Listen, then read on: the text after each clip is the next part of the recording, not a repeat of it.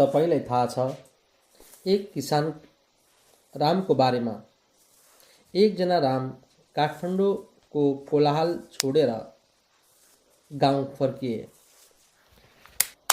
सबैले उनलाई पढे लेखेको मान्छे किन गाउँ आएको भनेर उहाँको सम्बन्धमा धेरै कुराहरू गरे।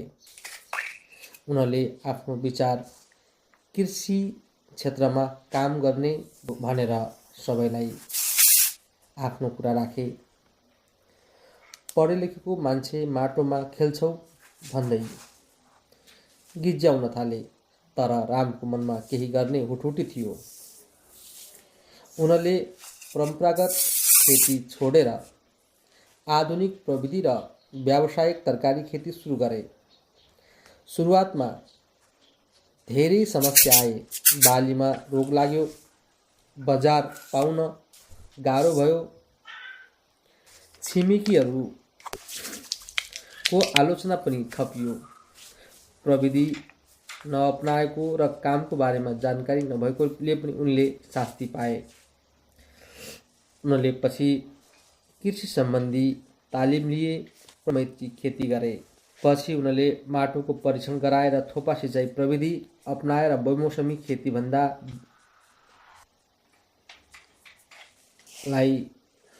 बेमौसमी खेतीलाई सुरु गरे। ध्यान दिएर लागे। 2 वर्षपछि तिनै रामको खेतमा लटर र टमाटर फलेको देखियो। बेमौसमी तरकारीहरू पनि फलेका देखिए। उनको बारीको उत्पादन काठमाडौँका ठुला स्टोरहरूमा पुग्न थाल्यो। आज राम आफ्नो गाउँका एक प्रेरणा बने। उनले न केवल आफ्नो जीवन स्थल उकासे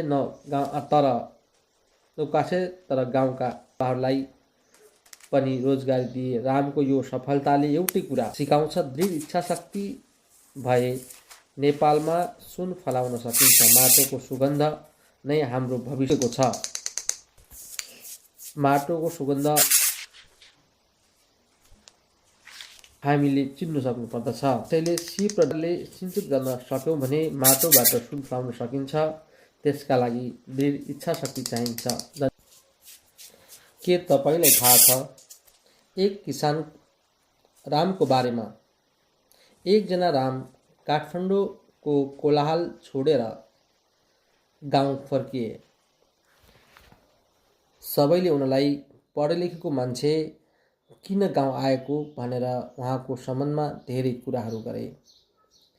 उनले आफ्नो विचार कृषि क्षेत्रमा काम गर्ने भनेर सबैलाई आफ्नो कुरा राखे। पढे लेखेको मान्छे माटोमा खेल्छौ